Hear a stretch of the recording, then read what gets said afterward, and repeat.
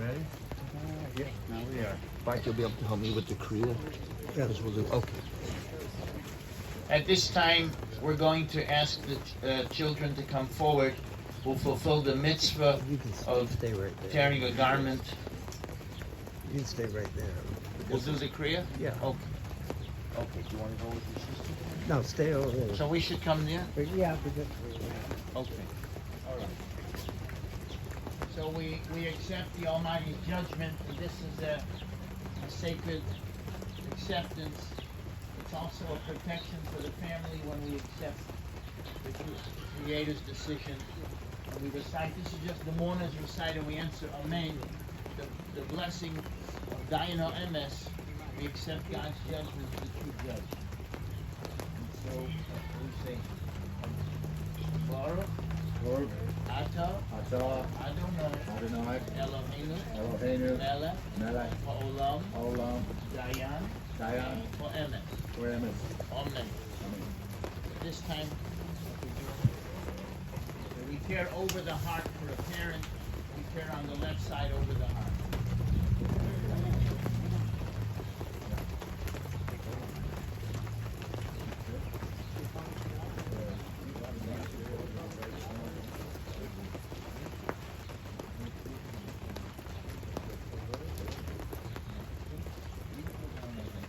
Yep, got it.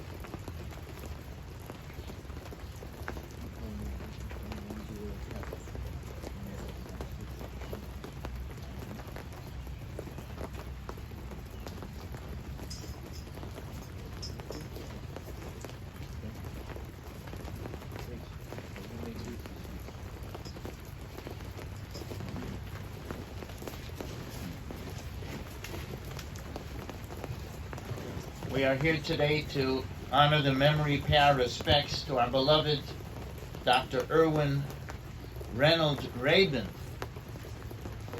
Yitzchak ben Abraham Yaakov, the magnitude of the human being that he was, leaves us really in poverty to be able to capture that greatness and to give it over properly.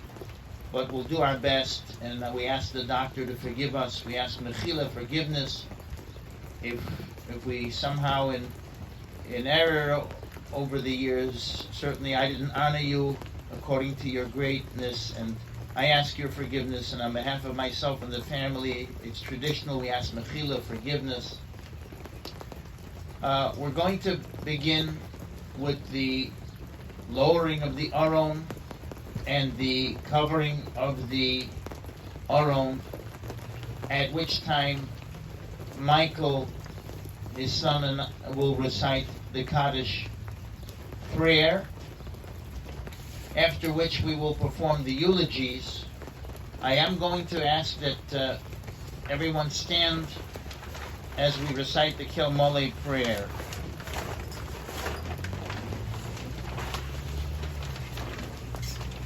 El Mole Rachamim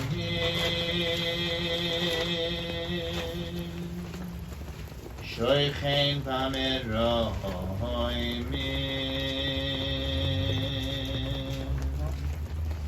Hametzei Menucha Nechoino Al Kanfei Ashechina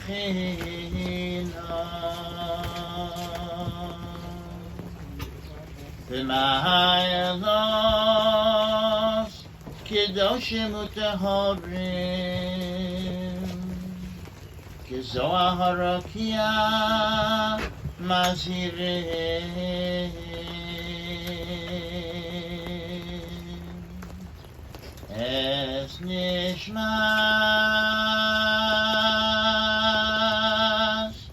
Yitzchak ben Abraham Yaakov Sheholach li'olamo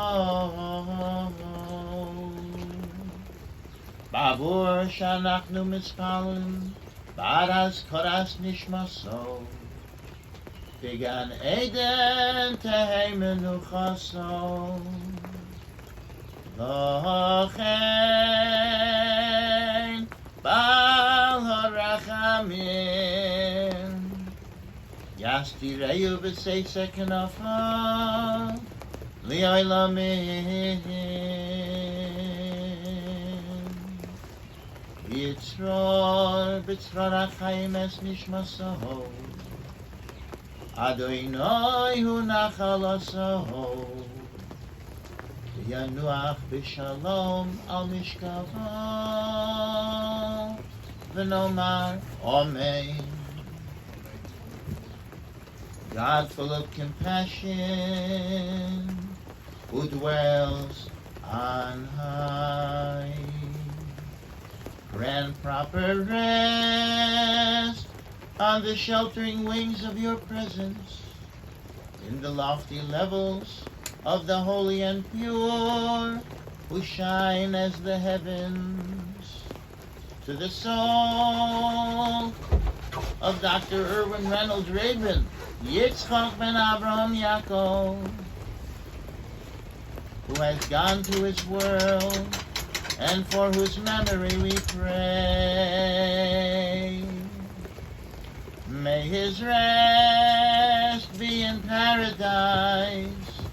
May the Master of Compassion bring him under the cover of God's wings and bind his soul in the bond of life. May the Lord be his heritage, and may he rest on his resting place in peace. And let us respond, Amen. You may be seated. At this time, we would ask members of the family to put a place a little bit of earth before those who wish from the family to step forward, place a little bit of earth. Usually it's the close relatives at this point.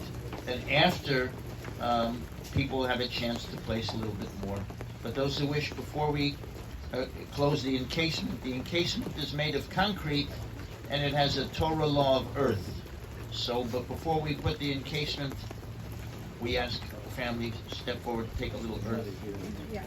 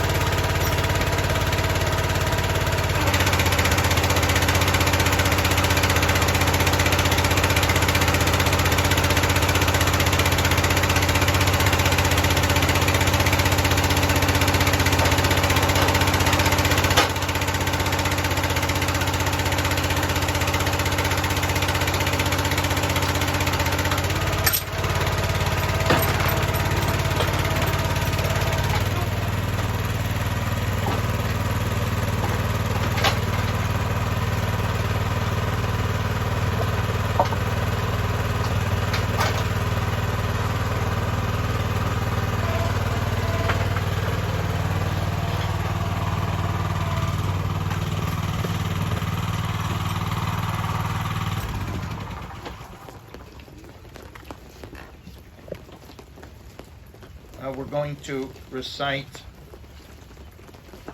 the blessing. You can answer Amen. I'll recite the blessing and translate it that we make when we come to a cemetery. I'll recite the blessing. When I wave my hand, you could respond Amen. And so we'll fulfill the mitzvah together through each other.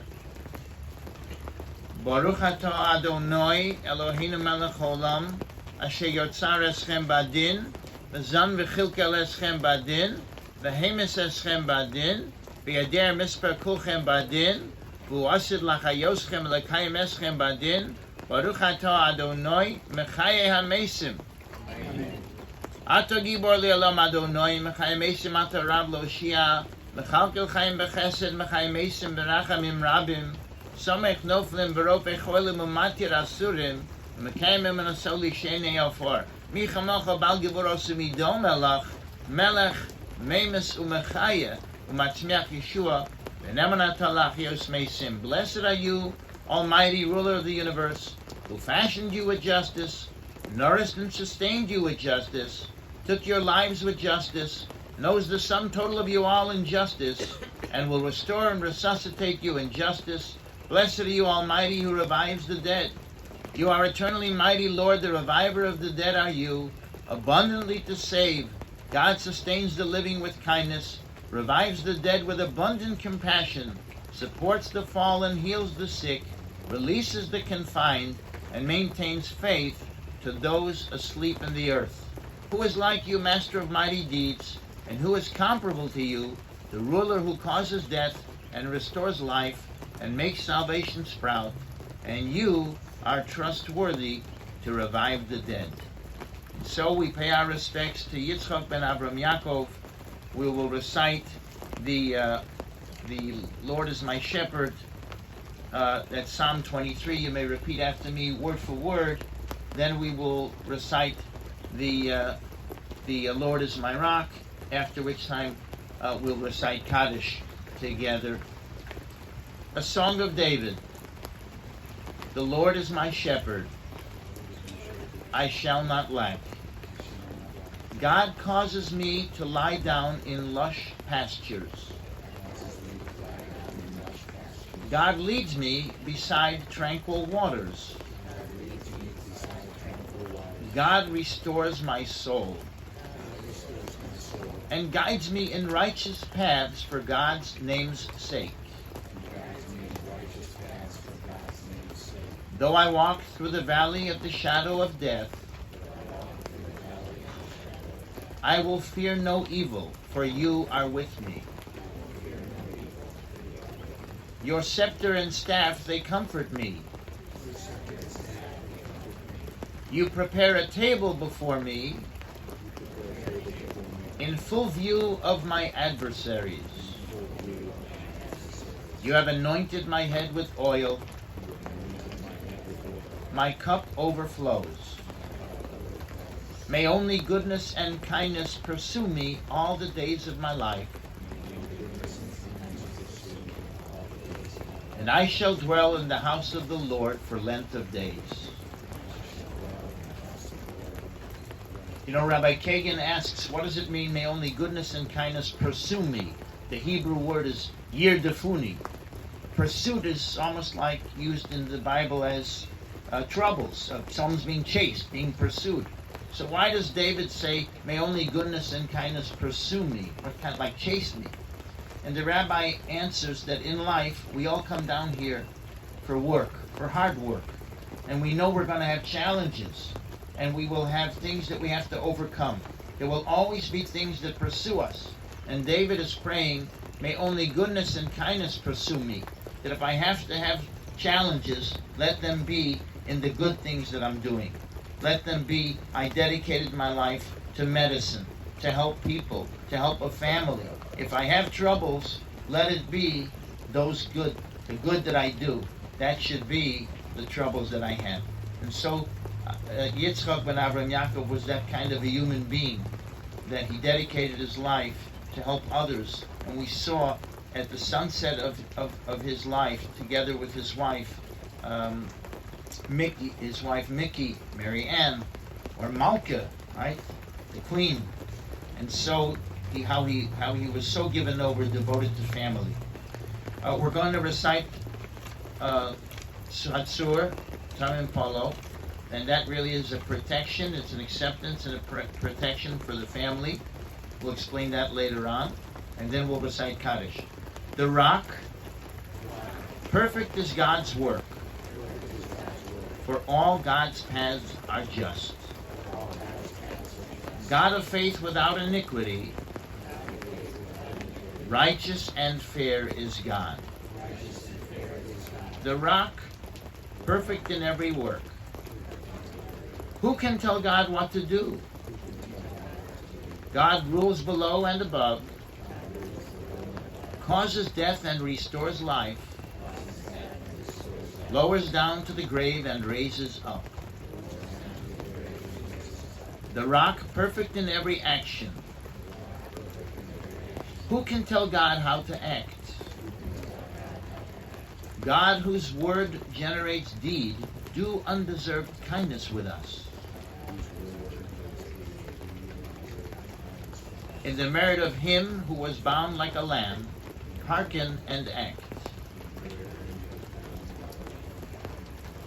Righteous one in all ways,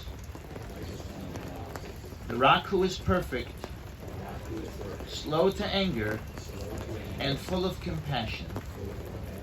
Please have mercy and spare parents and children.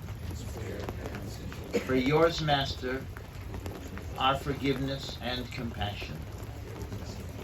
Righteous are you, Lord, to cause death and to restore life. For in your hand is the safekeeping of all spirits. Far be it from you to erase our memory. May your eyes compassionately take cognizance of us, for yours, Master, are compassion and forgiveness. May your eyes compassionately take cognizance of us, for yours, Master, are compassion and forgiveness.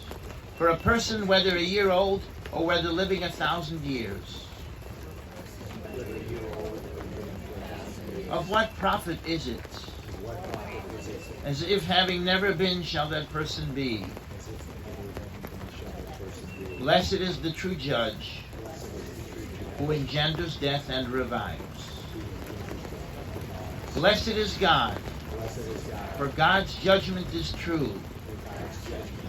God scans everything with God's eye and recompenses the person according to the account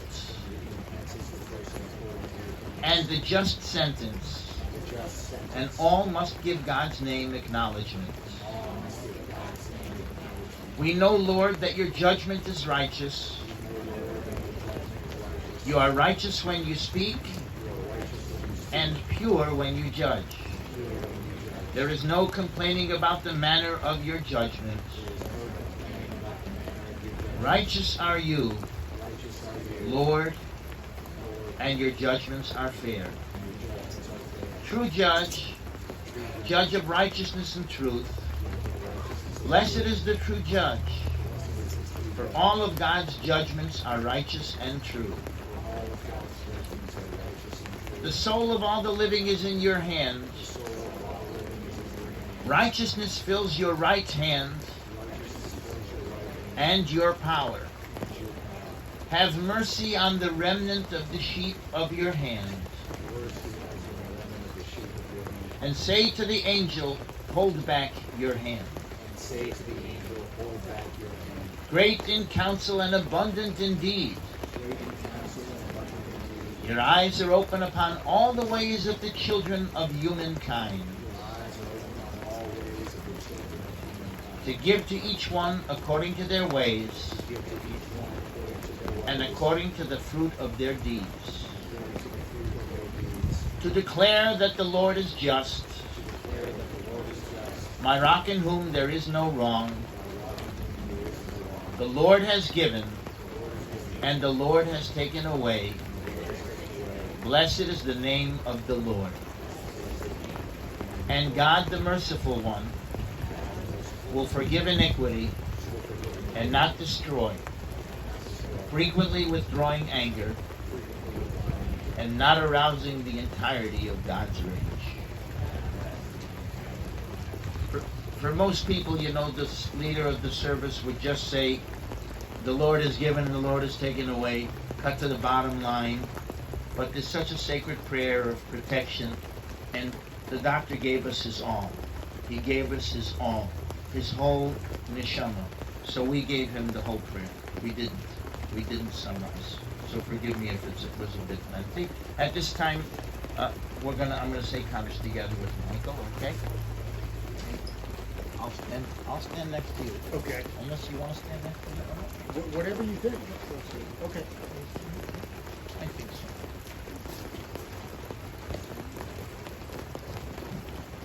Yiskadal, Yisgadal, v'yiskadash, V'yiskadash, shemei, Shemay, rabo, Rabo, bi'oma, Bioma, dehu, Duhu, asid, Asid, le'ischadata, Litzikidadida, ulachaya, Ulachaya, mesaya, Messiah, ulasaka, Ulasoka, yashon, Yason, lechaye, Lachaye, oma, Oma, ulemivne, Ulabimne, karto, Karto, Yerushalayim, Jerusalem, ulashalche, Yerushache, hechole, Echole, begavo, Begabo, ulemekar, Ulamecha, pulchana, Polchana, nuchra'a, Nuchara, min aro, Menara, v'lasava, Velasava, pulchana, Polchana, ishmaya, Ishmaya, la'asre, Lasre, v'yamle, Viame, kudsha, Pusha, v'richu, Brechu, v'malchuse, Barachumete, v'kore, Vikore, v'chayechom, Bechayachom, uv'yomechom, Uve Yomechom, uv'chaye, Uvekaya, v'chol, Bechol, beis, Beis, Yisrael, Yisrael, ba'gola, Bagola, uv'zman, Uvizman, koriv, Koriv, v'imru, Grimru, amen, Amen.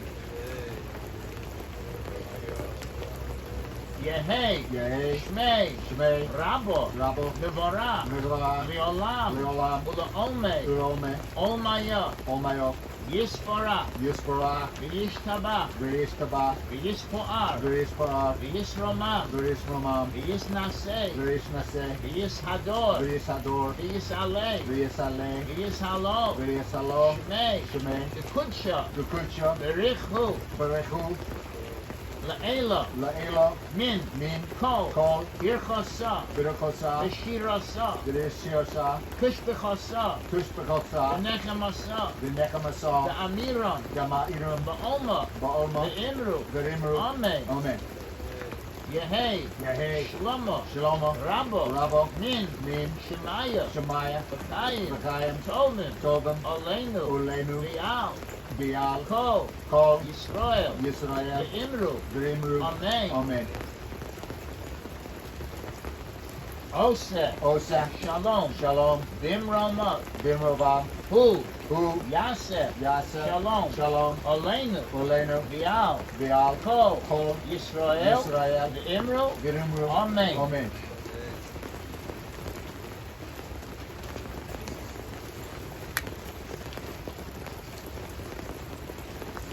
This time we completed the Kaddish and the Kfura.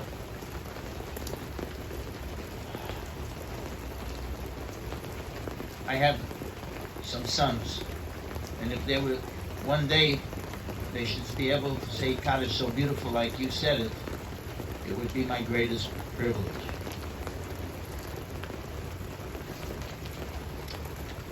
So I want to express my appreciation for the family for really allowing me to be here. I knew this family for many years, way back when, and it was such an uplifting experience to know them. Of course, Marianne, I think I met Julie briefly a long time ago, and my wife and I both. And then when I came to meet the doctor at Heights Pavilion, when he was coming multiple times a day to take care of Nikki, to be a support to her, it was a great lesson for me, and I was privileged to see that. You know, the family honored their loved one by tearing a garment, and the family was telling me the other day they were concerned about the dark forces in the cemetery and Jewish customs, which was so meaningful because people don't understand, and it's, I guess you know how life can be. We forget to meditate about the sacredness of our ancestors. And then, what is that tearing of a garment, right? Why is that so sacred? Well, there's a number of reasons, and we can think of many more. But as long as our loved one was with us, every mitzvah they did, every good deed is a beautiful garment that cloaked their soul and protected the whole family. It really does. The good that we do as a family protects the whole family. That's why the prayer we recite asks for God's special protection at this time. Because we've lost that great human being that did so much good on a daily basis, which gave so much protection to the family and to the Jewish people and to the world. And with that loss, it's incumbent upon us to do more now. See? To make the garments ourselves to increase because of that loss. So that torn garment we're wearing reminds us that we have to do more and that we've lost such a sacred patriarch. And that's one of the reasons. Another reason is, we know, the Malach HaMavis, the angel of death, that he was given permission to do this calamity to us, and we wanted to see that we're shattered and broken. He was sent to harm us, to harm the family, right? And he comes to a day or two after Shiva, and he sees people walking around all in beautiful suits with no torn garment, and they're living it up, and they don't even remember that someone passed away. Well, he's going to say, "Oh, I haven't done my job. This family's not shattered. Look how well they're doing. They don't even remember they lost someone." And so we wear the garment for 7 days, for the Shiva, to remind us, and to appear shattered, because we are shattered. And also, the garment reminds our departed soul that's here with us. In our tradition, Yitzchak ben Avram Yaakov is right here because the soul hovers with the body and stays with the family. It reminds our loved one who's now in a state of confusion a little bit. We're confused because we were a soul with a body, and now we're a soul separated, and we have a journey to ascend higher and higher in the light of God. That's the Yortzeit, and the Neshama should have an Aliyah, we say. It reminds the soul, don't be frightened. You just shed a garment. Your body was merely a garment for you. Just like the caterpillar is so filled with life, and all it does is eat and eat and eat. And the Tiferes Yisrael says it's to teach us, the caterpillar. What happens after all that eating and living? Some of them could live for years. Some caterpillars live for years and years in the cold weather, and they hibernate, and the next season they're eating again. And what happens? They spin a tomb, a cocoon, and it looks like they're dead. But yet not only are they not dead, when the time will come, they return, they come out of the cocoon like a more beautiful creation, a butterfly. And so too, our loved one will return to us in Tchias HaMesim like a butterfly, meaning rejuvenated by all the beautiful deeds that the doctor did. And that is the truth, that the beautiful colors of the butterfly are latent in the caterpillar. They don't come from anywhere. They come from the caterpillar itself. Just we don't see them. You look at a caterpillar. And so too, Dr. Erwin, all his beautiful deeds, you couldn't see them. We're not gifted that way. Spirituality is hidden from us. Two people could walk down the street, the doctor and some, they might resemble each other, but his qualities are so outstanding and unique. So they're hidden from us. But in the time when God will rejuvenate us by our very own good deeds, those beautiful deeds that were latent will be what makes us. And that's why in our prayer we say that the doctor who has gone to his world, the universe that he creates by his deeds, by who he is. And all of that is reminded in the garment that we tear. So we have quite a bit to say in eulogy. Does the family want to speak first, and I should relay the history after? Huh? Okay, all right. Because I love to hear Michael speak. That's the truth. He speaks so beautifully. He's such a gift. And I missed my call. so Dr. Erwin was his father was Jacob Rabin, Avram Yaakov. His father was born in 1892 in Warsaw and settled in St. Louis. His father was a Schneider, a tailor. His mother, Minnie Gershonowitz, or was shortened to Gershon, also from St. Louis. Doctor was the youngest in his family. Bernice was born in 1922. His sister, Allah Shalom. Retha, Zichron Levracha, 1924. Maxine, 1928. And Dr. Erwin, Zichron Levracha, was born on October 22nd of 1930 and named after the patriarch Yitzchak. And it just humbled me so. I felt so tiny when thinking, if you take his name, when he's called to the Torah, we would say what? Yamod Yitzchak ben Abraham Yaakov. All three patriarchs. And if you have the patriarchs, you have the matriarchs. It's one human being who contained the whole Jewish people within him. It's quite fascinating. Yitzchak ben Abraham Yaakov. He went to St. Louis public schools, Clayton. When he was younger, he had told Michael he used to hang around with a gang of kids. They were smoking in their early teens. So he was not a pushover. But then some kids wanted to get into more trouble, and he said, not for me, this gang. He left. He went to high school in Clayton, then Washington University in St. Louis as an undergrad, and then he continued on Washington University School of Medicine. And there's this family legend about an Uncle Earl, Zichron Levracha, who's named after a son. My middle name. Michael's IRL. IRL, Earl, just like Erwin, E-R-W. My father-in-law spells his name Erwin wrong. He spells it I-R-W. But like Earl, I-R-L. And so, what a beautiful continuity to continue the generations. Michael's given that name. So Uncle Earl left a suitcase of money somewhere, and that allowed for Dr. Rabin to attend medical school. He attended a Jewish dance, Harikuda, Rikud. Rikud means dance. Harikuda, in 1950, he met Malka, Mickey. He was 20, she was 16, she was playing the piano I recall, right? Playing the piano at this dance where they met. And that's how people used to try to meet. They met for a reason. They went to these kinds of groups. In 1952, he received his undergraduate degree. And in 1954, the great moment in his life, they were married under the chuppah, married. And it's so interesting. I was thinking today, marriage, the great moments in a person's life, really, are birth, marriage, and when we depart this world. And at the marriage, it's a kind of a creation. We become whole. We become one. The Torah says they become one flesh through the children, literally, the husband and wife. Right? They become one. And so what happens at the chuppah? We shatter a vessel. Isn't that right? Before Mazel Tov, we break to remind us that everything we're doing is for God's glory, and we're lacking the temple. We shatter something. It's so interesting.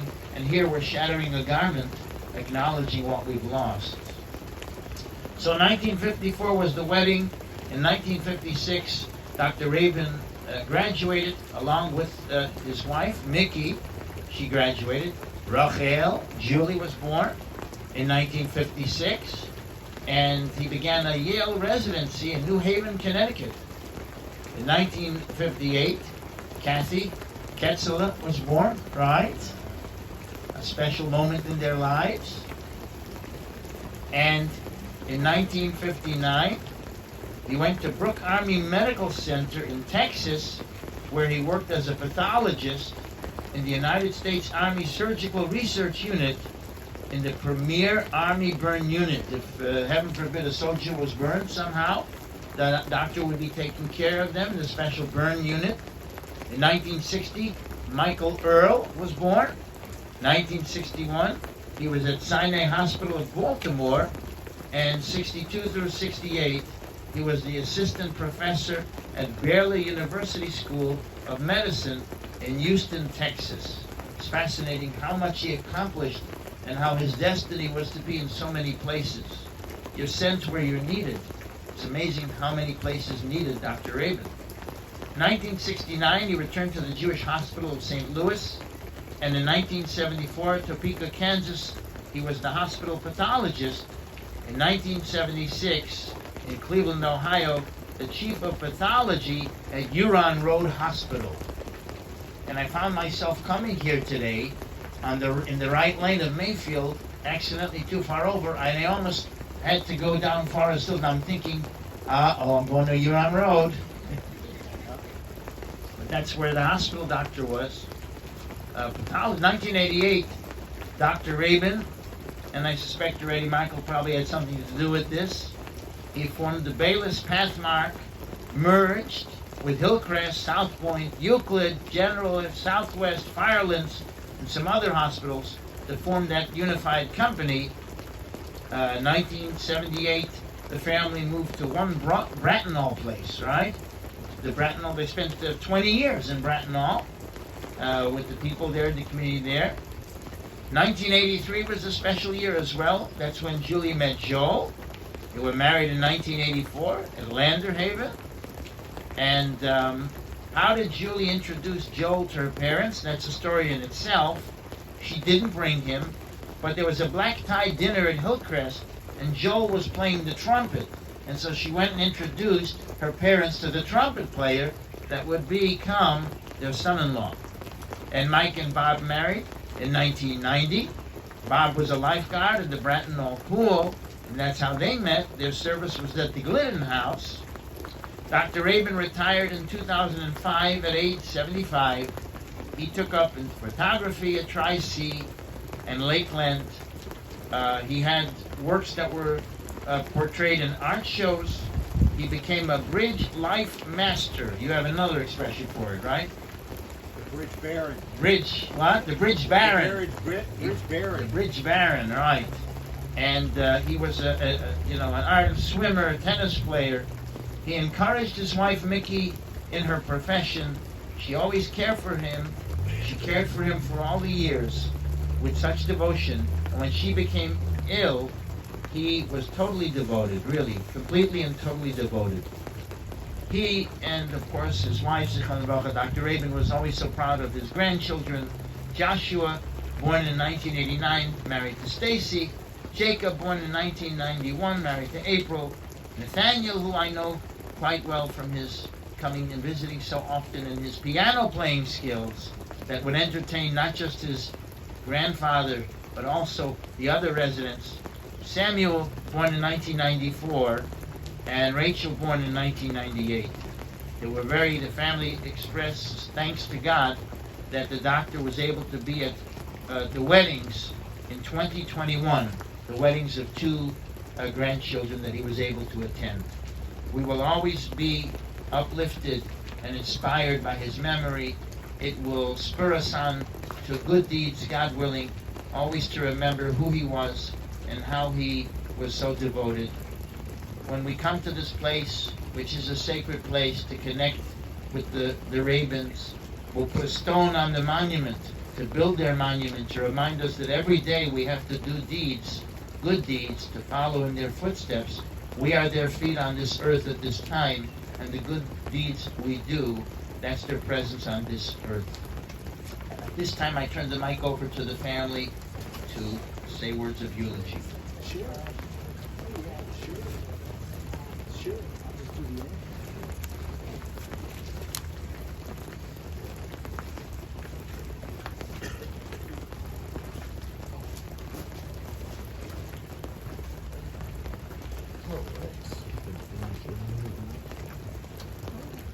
I think it helps. Huh?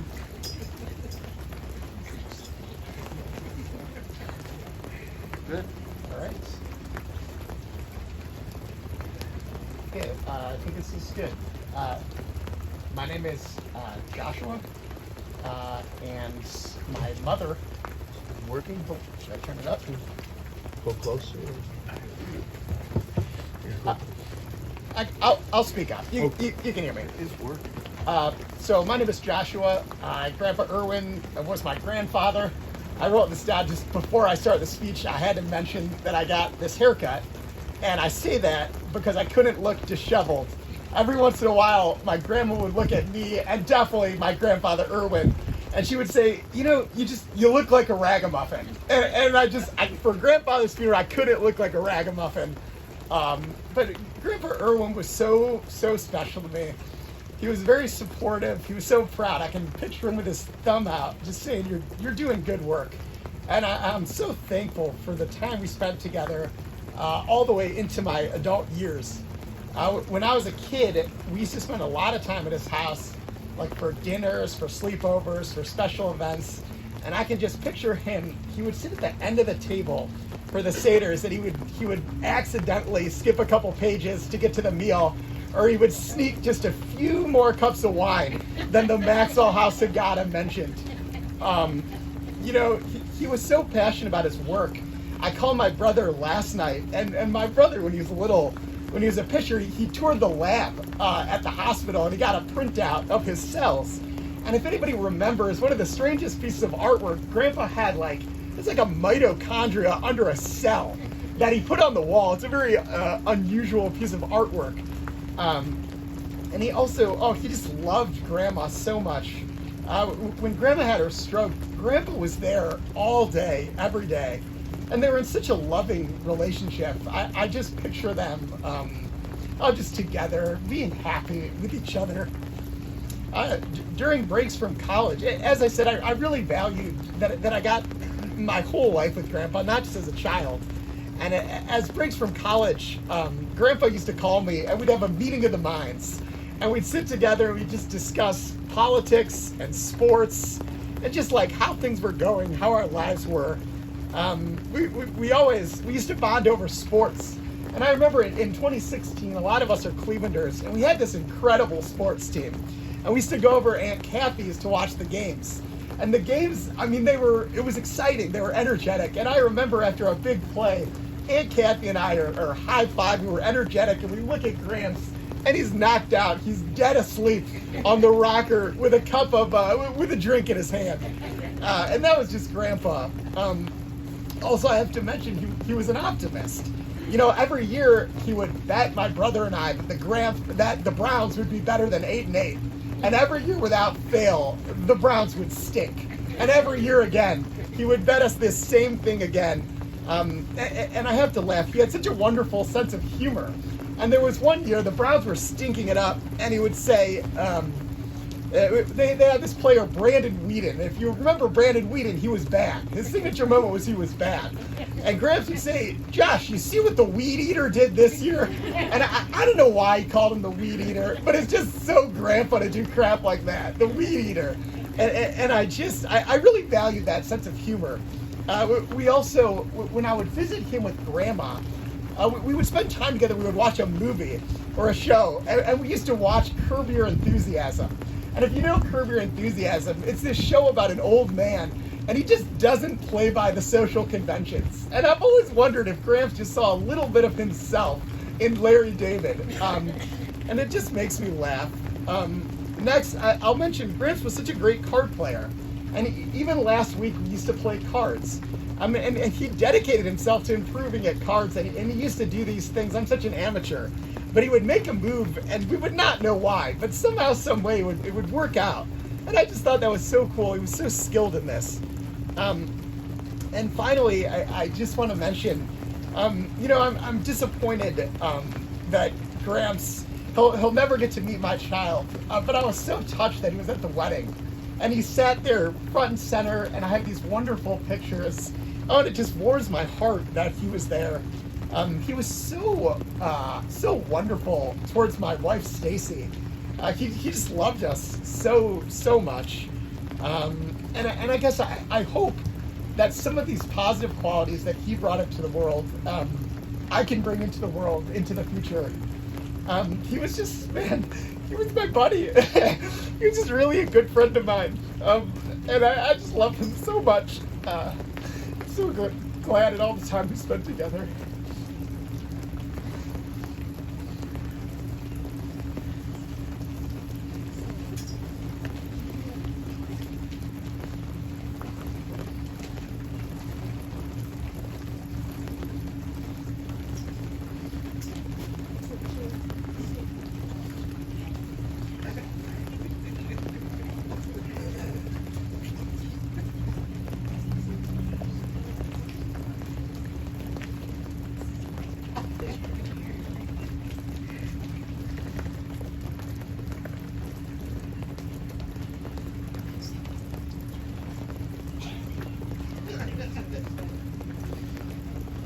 So, for those of you who don't know me, my name is Jacob, and I'm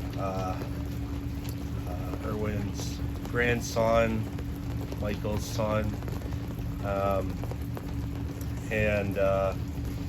so I was very, very close with my grandpa Erwin, figuratively and literally.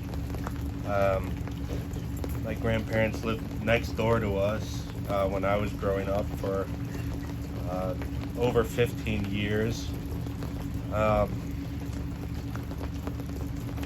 Many people know that he was highly accomplished, talented, and a very successful man, and this is definitely true. I will personally remember him for his very affable and calm but assertive demeanor, subtle sense of humor, love for art, science, music, and animals, and great intellect that he had right up until the very end.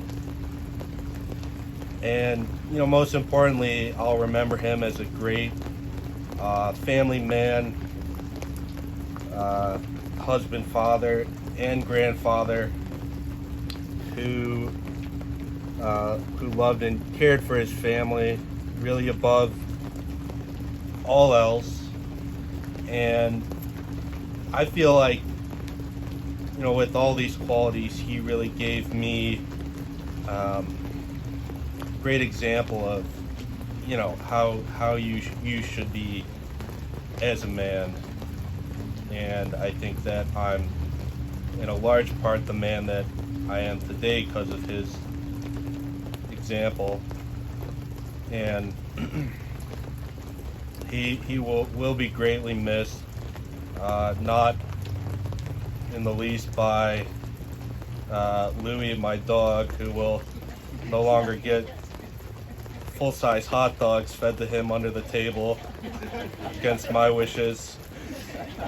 There's nothing you could say to stop him from feeding the dogs. It was the gin talking. Yeah. And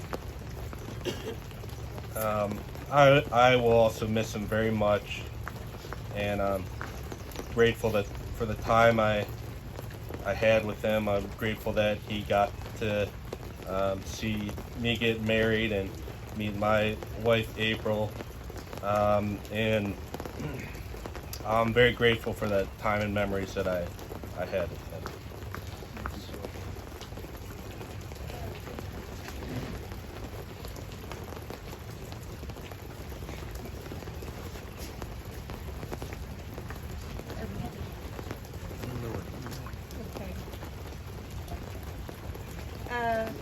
I'm Kathy, and I'm here to talk about bridge, because that was a very important part of Dad's life for the last maybe 10 years. Can you hear me now? So we started playing bridge together online years ago. After I had to leave my job because of my illness, I needed something fun to do, so I played hours of bridge on the computer. And Dad and I started playing together because he was an experienced player, and we found this software, this app called Bridge Baron. That's where the bridge. It was called Bridge Baron, and we would each pour ourselves a drink. I was in Boston, he was here, and we would meet online as partners and play against the Baron, the computer. So then when I moved here, I did really want to start playing with him.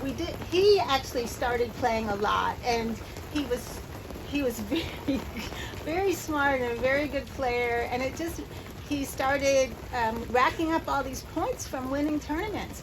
And lo and behold, he became a bridge life master, which is a big deal for bridge players.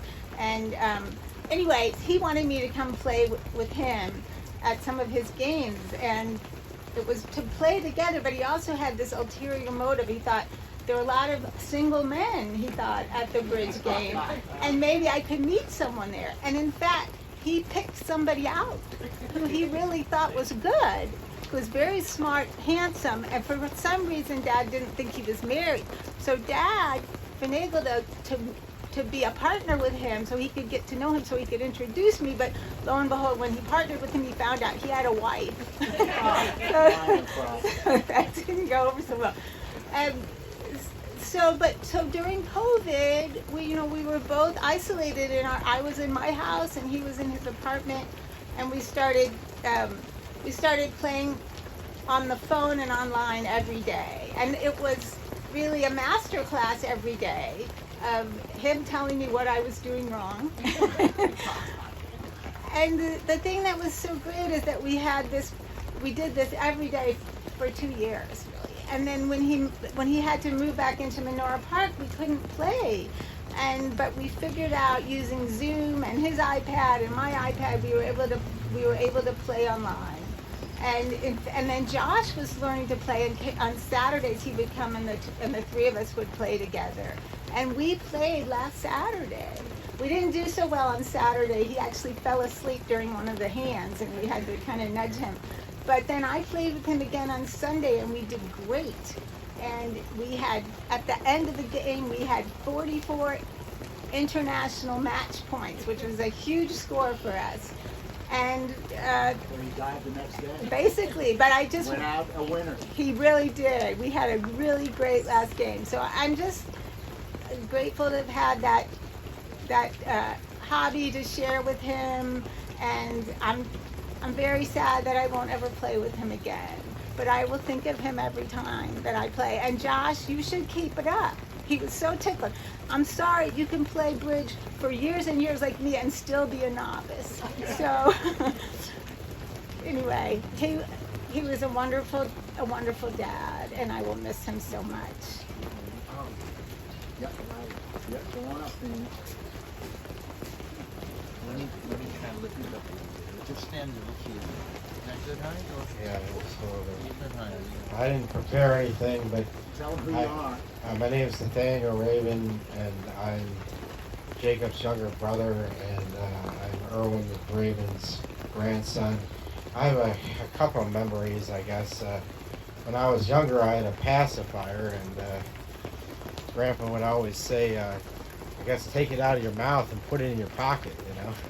So another thing is, more recently, when I was at his house, we would always eat Subway, so we would get Subway for him, and I think he would like a specific sandwich, like turkey and provolone and cucumbers, and anyways, I had some really good times with the man, and he was also, as with all the other men and women in the family, just a rock, when I was in a hard place, and I think I shared a drink with him from time to time, to be honest with you. Gin, maybe snuck some. But anyways, I was went there in the hospital, and he seemed at peace, that We saw him at the end. at the end, He died and 2 hours after we saw him. and I guess it was his time, and I said goodbye, Grandpa. He may have muttered, "I love you." I'm not sure exactly what he said. Muttered something. But anyways, he was just a role model, and I think that he performed exceptionally well as a grandfather. So, Thank you, Nathaniel. Am I up? Okay. All right, I'm coming. Okay. All right, I'm going to wrap it up. I'm Michael, Mike, the prince, the youngest, the only son. As I've been telling folks, he had 91 good years. Six months not so good, but I think it gave us all the opportunity to take care of him, because he had been taking care of us for all those 91 years. So gave us an opportunity to give him a decent send-off. So, and as Nathaniel said, Nathaniel and I saw him. Well, I got a call Monday morning from the nursing home, from the assisted living, that he was struggling. And I said, well, you better get him over to the hospital. I'm thinking, hey, let's tune him up again. And then Nathaniel and I made our way over to the hospital. And we saw him Monday afternoon. And he looked comfortable. He was he was semi-conscious. He responded to our voices, kind of rolled his eyes, muttered something. And we said, hey, we'll see you later. We'll come back this evening. We'll see you later. And and then I got a call a few hours later that he had passed. So, the chief, as I would call him, the chief. He was a chief because he was my boss, and I'll get to that in some of the stories. We're in business together. He was the chief of pathology, so the chief stuck with him.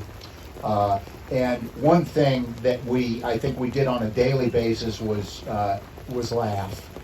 joke and laugh. And so, in that spirit, I wanted to list 10 things that you may not have known about the chief, about Irv. And I'm gonna list them quickly, and then I'll give you some detail. He was a religious fisherman at age 40. Strict disciplinarian at age 40. Although he was married lifelong to Mickey, he was in some sense, he was a single parent at age 47. An early angel investor at age 50, a real estate mogul at age 55, business empire builder at age 60, restaurateur at age 65, venture capitalist at 70, teacher's pet at age 80, and the bridge baron, life master, but I call him the bridge baron, at age 90. And so just to give you a little bit of detail on this, religious fisherman, what do Jesus and Irv Rabin have in common? Well, Jesus was a religious fisherman, right? Irv was also. When I was 10, and when I was a youngster, and this is one of my first memories of being with him, when I was 10, we went fishing in a place called Bennett Springs, trout fishing. And it was around April, it was Passover. Now, Dad was not the most religious guy. I'm not sure who made him go to temple, but anyway, he was not the most religious guy. But we were fishing during Passover, and he made a special effort. We went to the local store, Bennett Springs, out in middle of nowhere, and we went and asked the clerk there at the grocery store for matzah. Now this was unusual for him. We asked him for, and the clerk was like, "What? Well, the unleavened bread." Well, we don't have any of that stuff. So I think we got some crackers, or anyway, we faked it. Anyway, religious fisherman. Number 2, strict disciplinarian. I don't recall Dad ever raising his voice to me, lifting a hand. He was anything but that. But there's one particular time, it was a Saturday, I was around 10, and I wanted to watch my obligatory all-day TV. Saturday, cartoons, movies, and for some reason, he had it in his mind that I had to cut the grass before I could watch the TV. I ran away from home that day. for a couple hours, okay? I think I packed something, ran away.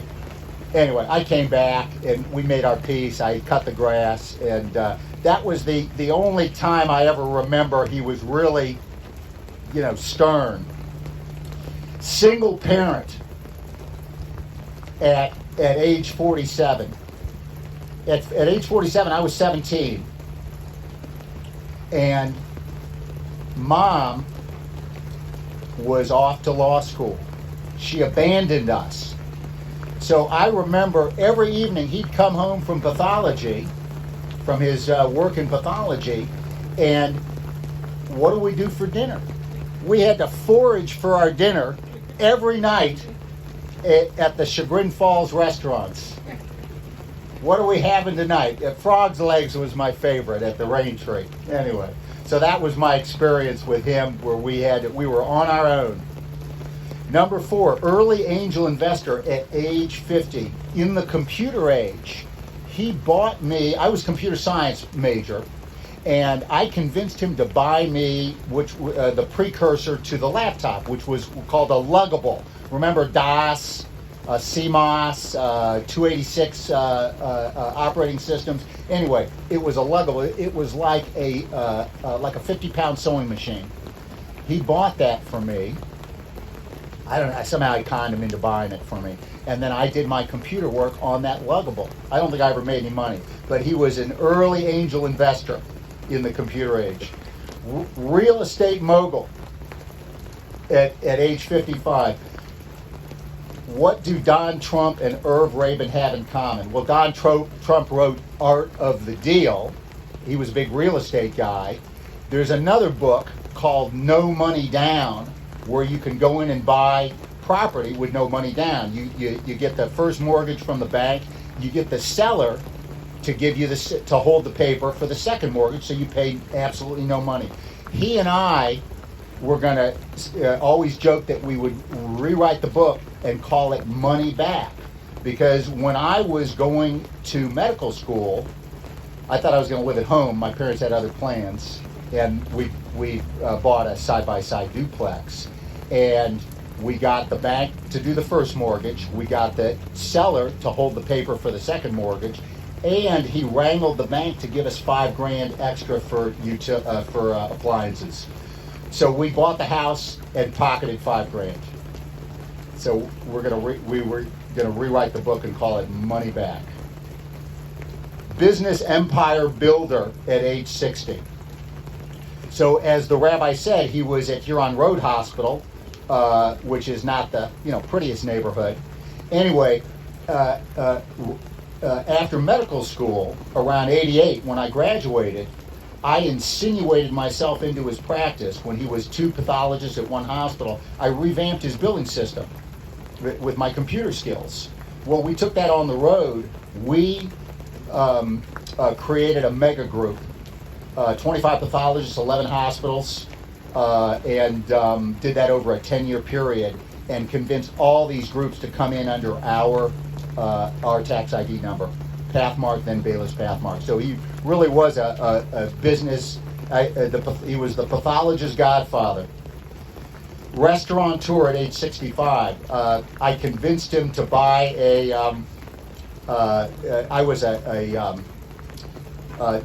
Jake, you remember Zampini, right? Anyway, we played a lot of soccer with this guy named Zampini, and his dad was a former restaurateur.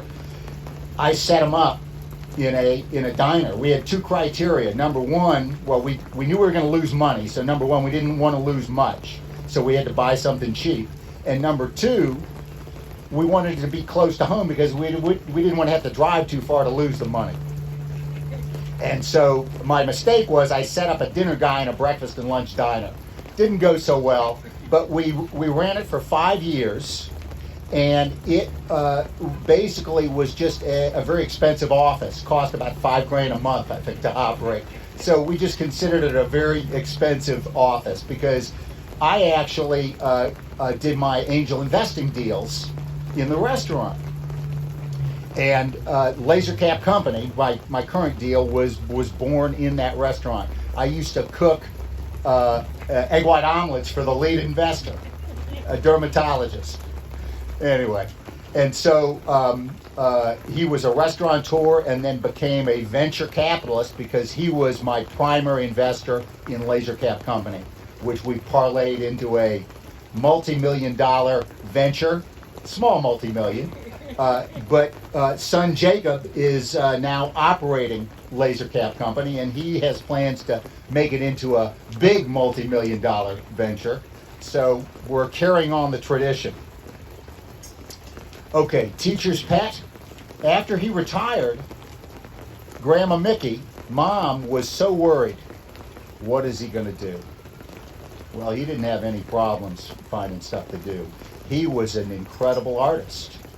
And he would go to Tri-C, he would go to Lakeland Community College. He became the teacher's pet. Everywhere he went, here's this 85-year-old guy who was the star of the class, producing beautiful artwork, digital artwork, and it was incredible. It really was incredible. Very skilled on the Mac, very skilled with, he was doing 3D movies. It was amazing. It was amazing. So that teacher's pet at age 80, and then the bridge baron at age 90, up until the end. Fantastic bridge player. And finally, the extra, number 11, the extra, he had the Midas touch, the Midas gold touch throughout. He was a big fan of gold. He bought a lot of gold, bought it when it was cheap, 200 an ounce. Wrote it all the way up to, I think it was 2,000 an ounce recently. So he did very well. He should have bought more, I guess. He did very well. Had the Midas gold touch. So anyway, that's all I can think of now. There's many more things to kick around, but we're going to truly miss him. I'm so glad we had this time, this 6 months, to take care of him and say our goodbyes. And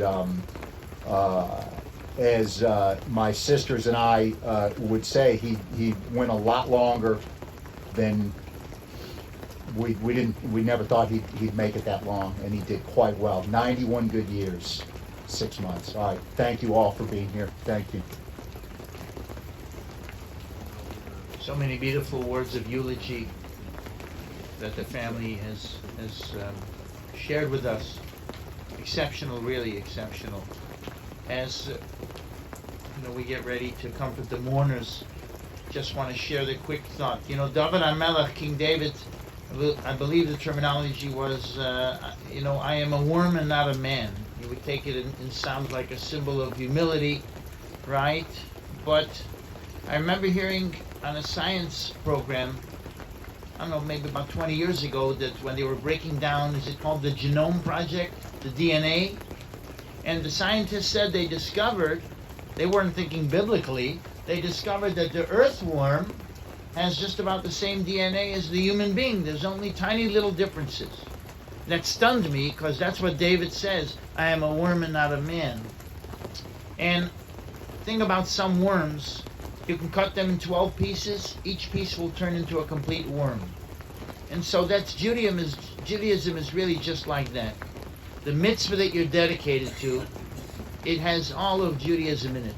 And matzah is a mitzvah like that, Michael. Matzah really is, God took us out of Egypt, and remember that we should be humble. The matzah doesn't rise, it's not haughty, it's humble, and we left quickly. Remember that we were slaves and treat other people properly, and we left Egypt to get the Torah. And Rabbi Zusha happens to be here, of course, but his brother-in-law, he doesn't know this now here, no, but he doesn't know. His brother-in-law and I are close from Green Road. I go to Chabad there. And Rabbi Goldberg and Rabbi Zusha's brother-in-law said to me, we've got a bunch of shmura matzah boxes for Passover. Do you know some people who would appreciate them? I said, sure, bring them to me. So he gave them to me at Menorah Park, gave me 12 boxes. I gave out 10, and I had 2 left, and I said, I want to bring, Dr. Rabin's going to appreciate matzah, Michael. I didn't know, Michael, this was not pre-planned. I didn't know Michael was going to be there when I came. Erev Pesach, I took Rabbi Greenberg's brother-in-law the matzah he gave me. I gave out Menorah Park. I'm going to run. I ran down Cedar Road, Erev Yantif, ran down to the assisted living. 50 years later, he found the matzah. Isn't that something? It's not. It's pretty amazing, isn't it? And I came there and I said, first I have to ask what the diet of the resident is, always, because sometimes they have a restricted diet. You can't give, especially not shmura matzah, to somebody who can't have. But they said, you said your dad is fine, and his diet was fine. I gave Dr. Rabin the box, and I gave Michael a box of shmura matzah, and so they had their matzah. And I think that's just unbelievable, the way life is full circle, and that's what we are really. We are a people that has a legacy for thousands of years, and may God bless us that we should all continue the continuity of a Yitzchak ben Abraham Yaakov, of our patriarchs and matriarchs, and remember his greatness and copy and emulate his attributes and strive to be the greatest human being that we can be. Want to express appreciation from the family to all those who were able to attend. At this time we will comfort the mourners. I'm planning to remain here. They're going to complete the kavura, but they do that when the people leave. They come, the crew, and they will complete the kavura. But according to Torah law, Rabbi Hirschfeld told me once the casement is on top, it's considered a degree of burial, so family can leave at this time. If we can make 2 rows so that the mourners can walk through, and we will say Hamakom Yanachem Eschem B'Soch Shar V'Alatzim B'Yerushalayim. Will the omnipresent comfort you amongst all the mourners of Jerusalem? May God comfort you. And I've asked Rav Zusha to speak in the past, and he's always declined. So this time I didn't even bother him.